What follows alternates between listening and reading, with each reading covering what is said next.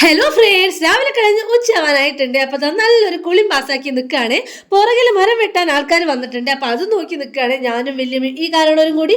അത് കഴിഞ്ഞിതാ ഞാൻ അടുക്കളയിലേക്ക് കിടക്കുകയാണ്. ഇന്ന് മീൻകാരൻ്റെ അടുത്ത് നല്ല കരിമീൻ കിട്ടിയിട്ടുണ്ടായിരുന്നു. അപ്പൊ പൊള്ളിക്കാന്ന് കരുതിയിട്ടാണ് ഞാൻ വീഡിയോ തുടങ്ങി വെക്കുന്നത്. അപ്പൊ ആ ഒരു സമയത്ത് എൻ്റെ കൈ മുറിഞ്ഞു. അമ്മയ്ക്ക് പ്രാണവേദന, മകന് വീണ വായനയാണ് നിങ്ങൾ കാണുന്നത്.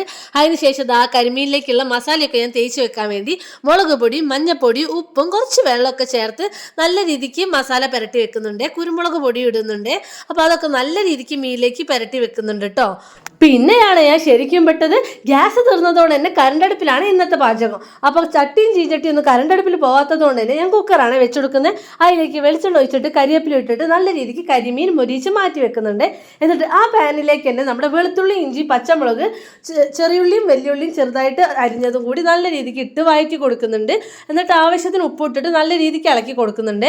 അതിനുശേഷം കുറച്ച് തക്കാളിയും കൂടി ഇട്ട് കൊടുക്കുന്നുണ്ട്. എന്നിട്ട് നല്ല രീതിക്ക് വാടുന്ന വരെ വഴറ്റി കൊടുക്കുന്നുണ്ട്. അതിൻ്റെ ഇടയ്ക്ക് ചെക്കൻ കുറേ കഥകൾ പറയുന്നുണ്ട്. ഞാൻ അനുസരിച്ച് അങ്ങോട്ടും പറഞ്ഞു കൊടുക്കുന്നുണ്ട്.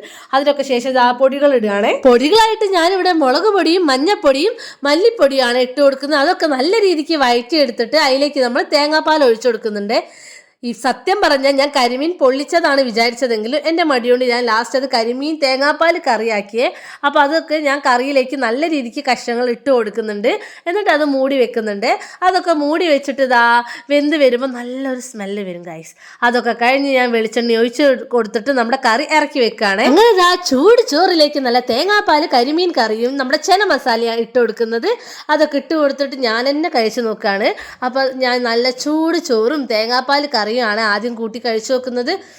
സത്യം പറഞ്ഞാൽ അടിപൊളിയായിരുന്നു ഗൈസ്. ഇങ്ങനെ മടിയുള്ളവർ എന്തായാലും ഇങ്ങനെ ഒന്ന് ട്രൈ ചെയ്ത് നോക്കണം. ഉറപ്പായിട്ട് നിങ്ങൾക്ക് ഇഷ്ടമാവും. അതിനുശേഷം നല്ലൊരു പീസും കഴിച്ചു നോക്കുന്നുണ്ട്. അടിപൊളിയായിരുന്നു. അപ്പോൾ ഇത്രയ്ക്കുള്ള ഇന്നത്തെ വീഡിയോ. ഇഷ്ടപ്പെട്ടാൽ ലൈക്ക് ചെയ്യുക, ഷെയർ ചെയ്യുക, സബ്സ്ക്രൈബ് ചെയ്യുക. ബൈ.